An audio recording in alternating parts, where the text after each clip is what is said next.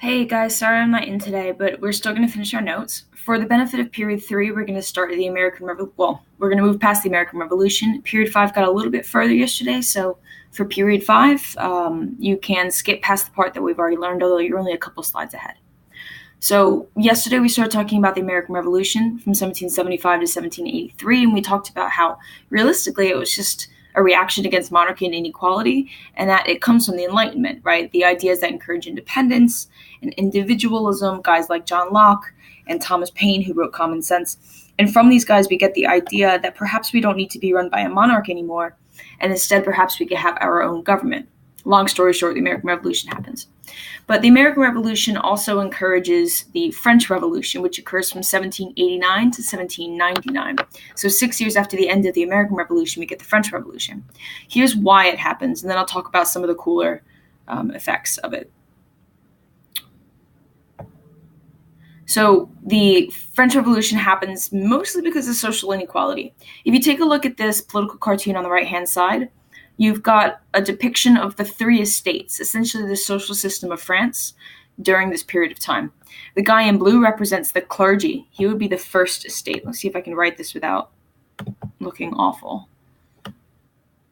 Okay, so, ooh, that's bad. So he represents the first estate. The first estate are the clergy members or members of the church.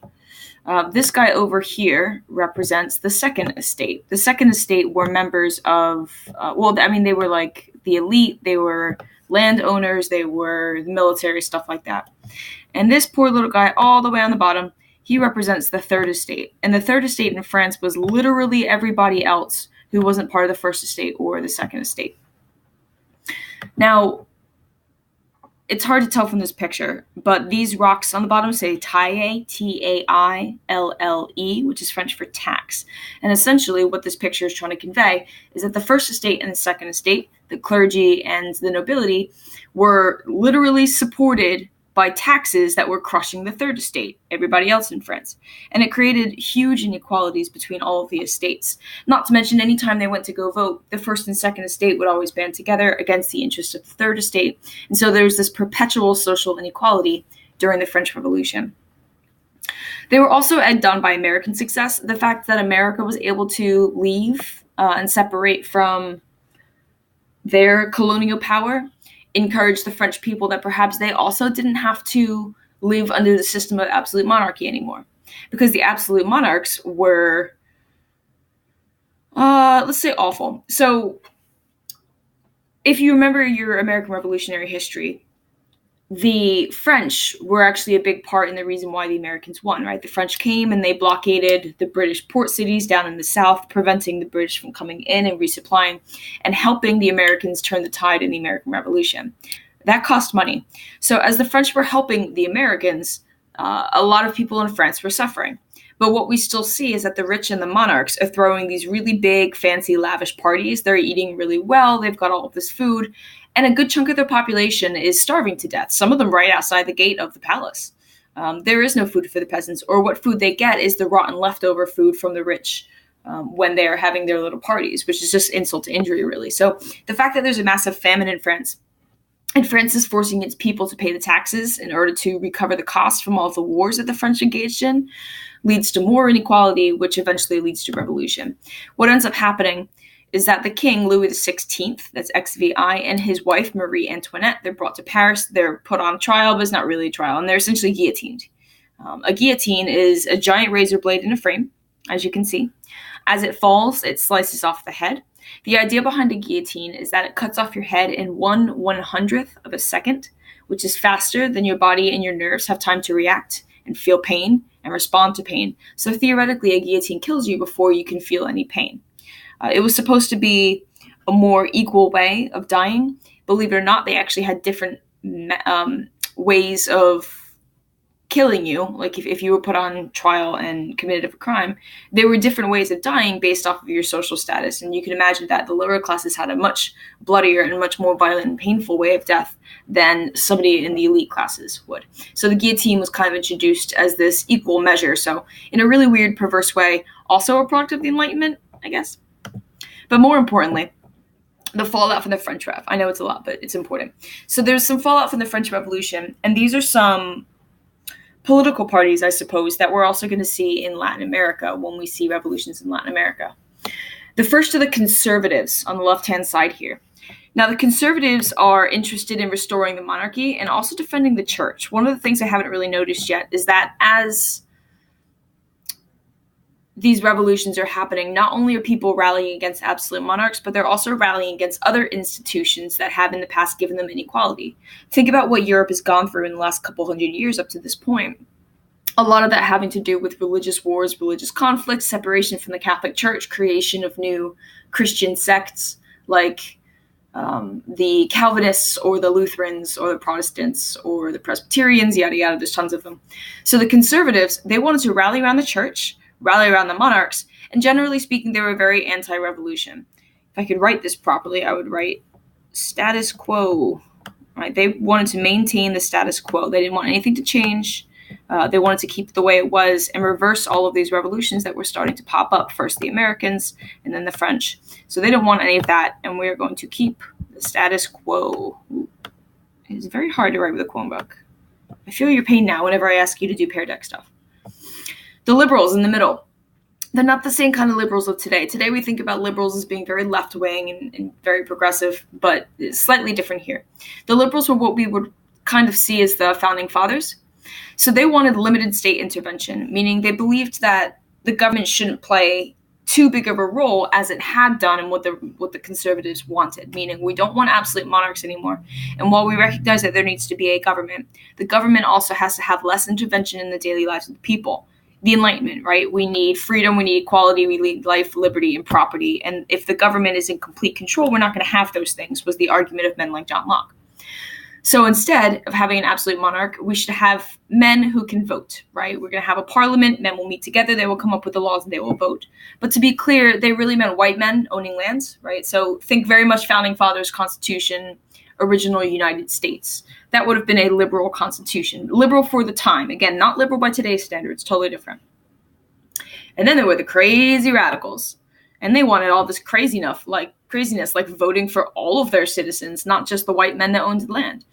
And social reform for the lower classes who were dealing with a lot of social inequality. They wanted everybody to be able to benefit, and they were considered way too radical, right?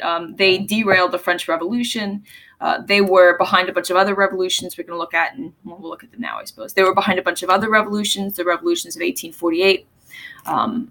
We see another one in Paris. I know that France is there twice. There was another one in Paris. We see one pop up in Italy, Germany, Prussia, Hungary, Austria. But unfortunately, they all failed because they were too radical. They tried to take away too many rights all at once. We've talked about this a few times in class. You can't go from 0 to 100, right? You need to move things and change things gradually. And if you try to move things too quickly or shift the balance too quickly, it's going to be opposed by everybody else. And that's what happens. Both conservatives and liberals find this too radical, and so they push back on it. All right, let's take a look at some of the social changes. As a result of the Enlightenment, but also as a result of the successful American Revolution, and the French Revolution wasn't super successful. We'll talk about Napoleon, but he wasn't. What ended up happening with the French Revolution is that they killed their king. They existed for a while in a republic. The republic fell apart due to a lot of suspicions and because it was too radical, and ultimately Napoleon came into power and turns the French into an empire. So what we see is a lot of social change. So for example, aristocracy is now for people with money. You don't have to be born into aristocracy, but you can rise up. And what we start to notice for the first time is social mobility. Guys like John D. Rockefeller, who weren't born, he was born with some advantages, but he wasn't born into this wealthy landowning class, and yet he became impressively wealthy over his lifetime and thus became part of the aristocracy. This is one of the first times that we're seeing social mobility actually happen. Another big change that we start to see in the United States is the Civil War from 1861 to 1865. The reason why the American Civil War really happens is because there is growing tension between the North, which becomes industrial. The land in the North wasn't great for growing crops. You may remember we don't see cotton plantations or tobacco plantations really. You might see some tobacco in Virginia, but generally speaking, in the North, you have more industry. That's why we get things like the Lowell textile mill, right? So you see tension between the industrial North, which has infertile land but industry, and then the agricultural, slavery bound South. And because the North is becoming richer thanks to the industrial power and the connections that it has with Europe, and the South is not, it leads to tension between them, which ultimately results in the Civil War. A little bit later on, we see America engage in the same kind of behavior that Western Europe was engaging in, which would just be imperialism, really. And we'll talk about imperialism more later this week. The Spanish-American War took place between 1898 and 1900. Long story short, America won. And we took from Spain the following colonies: Cuba, Puerto Rico, Philippines, and Guam. All right, let's do one at a time. So Cuba, we gave back almost instantly. We gave Cubans their independence in 1801, although one thing that we took from them is one tiny portion of the island, which now houses Guantanamo Bay. That serves as a small military base. We also took Puerto Rico. Puerto Rico we kept, and is still a territory today. We haven't turned it into a state. There's always talk about statehood, but it's more or less just a territory. Philippines we also gave back, but we didn't give Philippines back until after World War II, surprisingly. So the Philippines was a colony for a really long time. And then finally Guam, which is also still a U.S. territory. You can travel. Guam is in the Pacific, not close to, but off the coast of Japan, more in that region of the Pacific. So it's pretty far away, but once again, it serves as a military base in case we need to be anywhere around Japan. This, of course, is going to come in handy during World War II.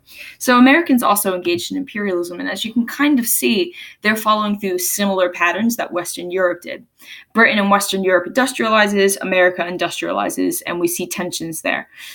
Britain and Europe go through imperialism, America starts to go through imperialism. So we start to see some mirroring patterns of behavior there between the West and the United States, which is why we consider the United States part of the West.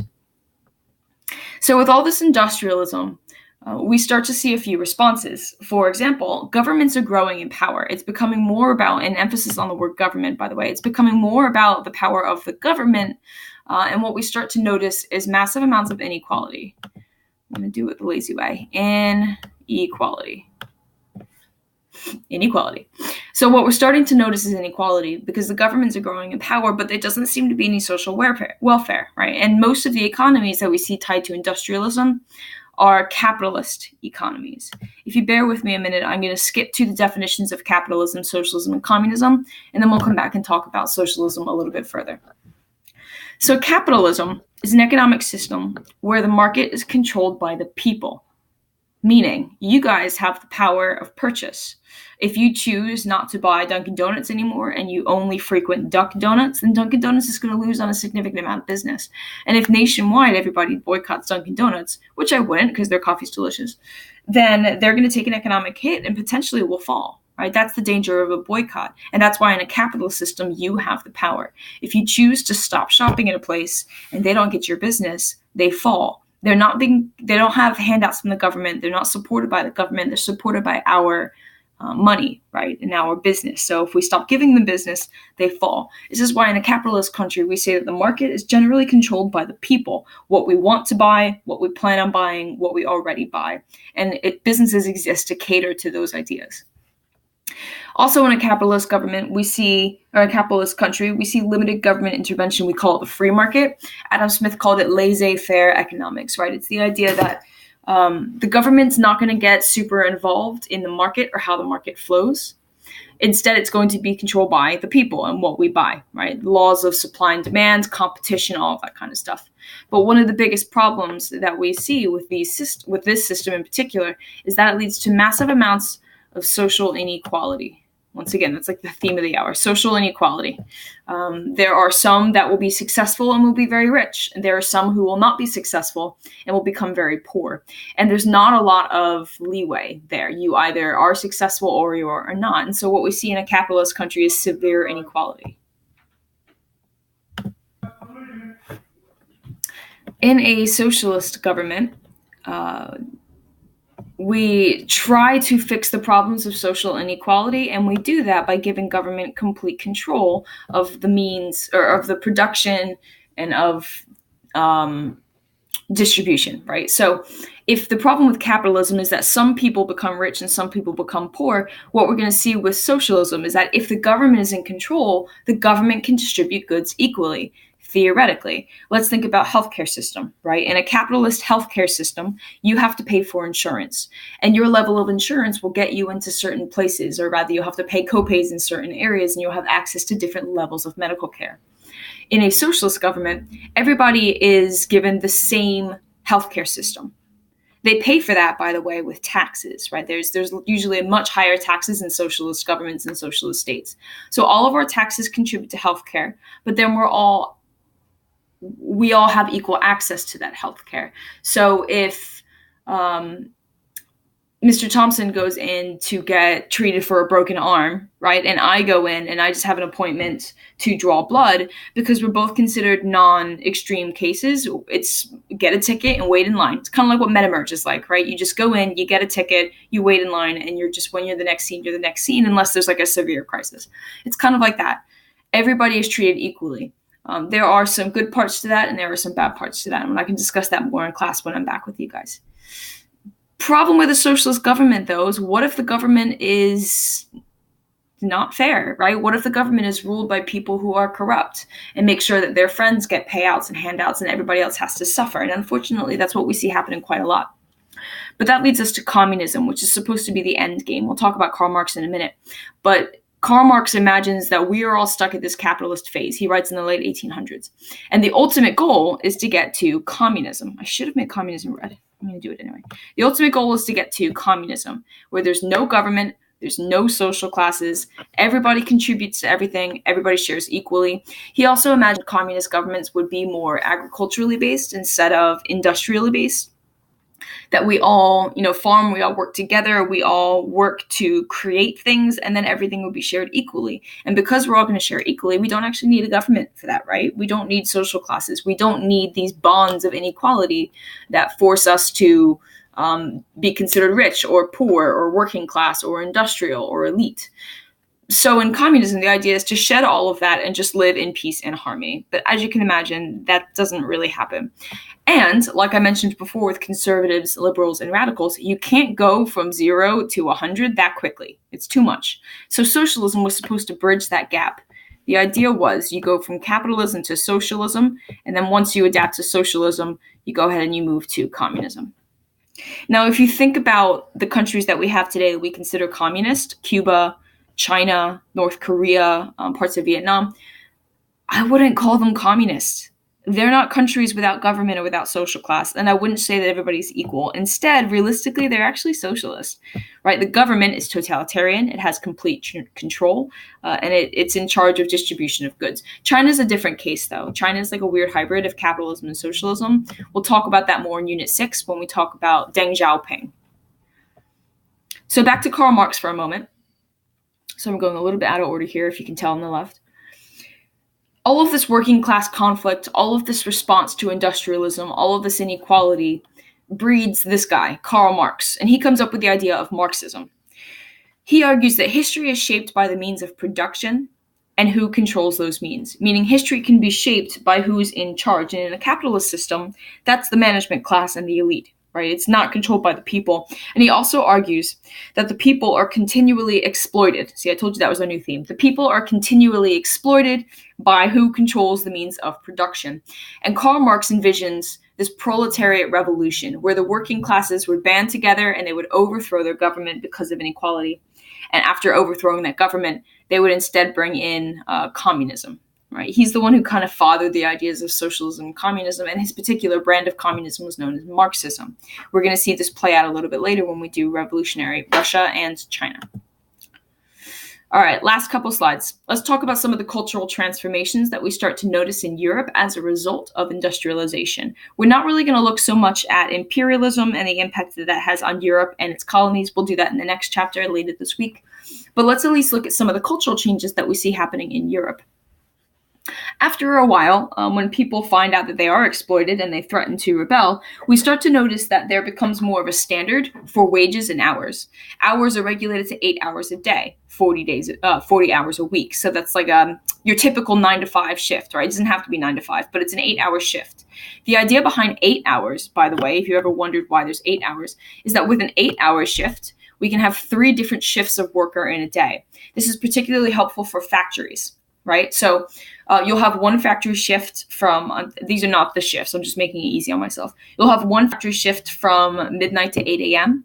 You'll have another shift from 8 a.m. to 4 p.m. and then that last shift from 4 p.m. to midnight, right? So that you'll have 3 different shifts of people working 8 hours a day. And theoretically, you can have those machines going 24 hours a day, 7 days a week. That allows for mass production. It allows for factory owners and management to be able to profit off of it. People only work one shift. They're not getting too tired, but the machines can continually work. So if you ever wonder where the 8 hours a day comes from, it comes from shift work in factories. So people have less working hours. Only a third of their day is spent working, and they're getting better wages that are more regulated over time with a lot of struggle, believe me. But that leads to more opportunities. And this is where we see the rise of a mass leisure culture. Things like sports become popular for the first time. Things like cricket become really popular in England. Soccer is invented a little bit later on. We also see the rise of news and newspapers and ways of communicating to people. And then, of course, we have entertainment. People go out and see plays, or we don't have movies yet, right? But we'll go see plays, or they'll go see dramatic performances or readings. And all of a sudden, people have the time to start spending on leisure culture. And we start to notice in that culture some transformations in the way that we understand things. I mentioned in both classes yesterday, Charles Dickens, right? He starts to write a lot grittier books, things that talk about the negative side of humanity and of you can almost see and smell industrialization through his books. He talks about grittiness and smog and dirt and disaster, and you can almost really pull that out of the pages itself. In the scientific world, we get these guys.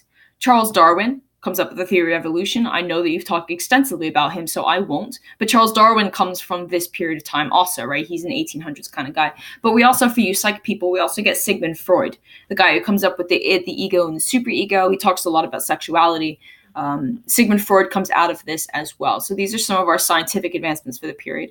Are you ready for the grossest, but also my favorite picture ever? Yes, you are. This wonderful piece of art is known as Saturn Devours His Child. And for those of you paying attention, Saturn is a Roman god, right? So this is an artistic movement known as Romanticism. And please don't think that that means it's romantic and happy and lovely and hearts everywhere.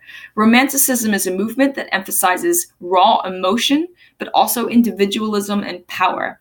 It glorifies the past, which is why we see a Roman god here devouring his son. It emphasizes nature, and it prefers, and this is interesting now, this is a reaction to industrialization. It prefers the medieval rather than the classical. It's going to bring us back to that medieval era, right? It's really fascinating stuff.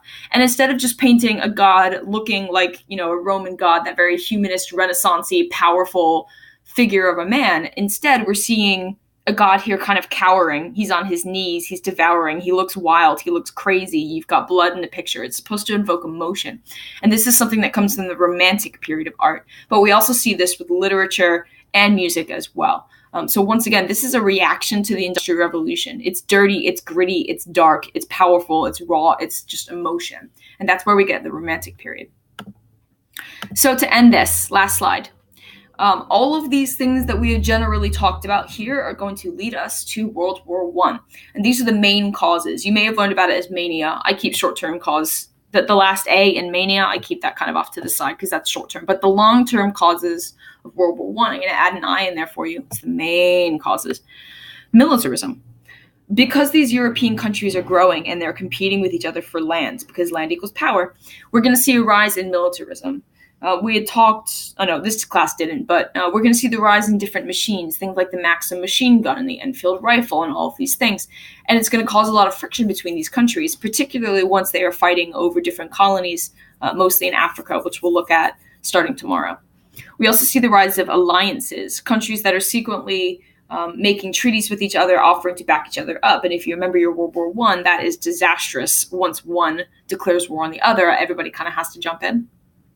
The I's, I put 2. I don't remember which one you learned, probably industrialism, but I have put 2. Instead, there's both industrialism and imperialism, both of which cause a lot of tension, lead to higher economies, and allow these European countries to gain a sense of nationalism. The idea that their country should be the most powerful. Britain and Germany in particular were really guilty of this, of feeling like they were the strongest power, that they had the best military, that they had the most and stood the most to gain from industrialization and also imperialism in Africa. And so this renewed sense of nationalism really caused a lot of friction between these European countries, which are really, really close to each other. And ultimately, World War I, even though these are the long-term causes, the short-term cause was the assassination of Franz Ferdinand. We'll look at him more in Unit 6. We're going to skip very quickly through him in Unit 6 when we get there. But, all of these factors that we've talked about, mostly imperialism and industrialization here, and all of these changes that we're starting to notice in Europe, they are going to bring us to World War I. Let's just bring it back to the good picture while I end. And, I was trying to zoom in and I couldn't.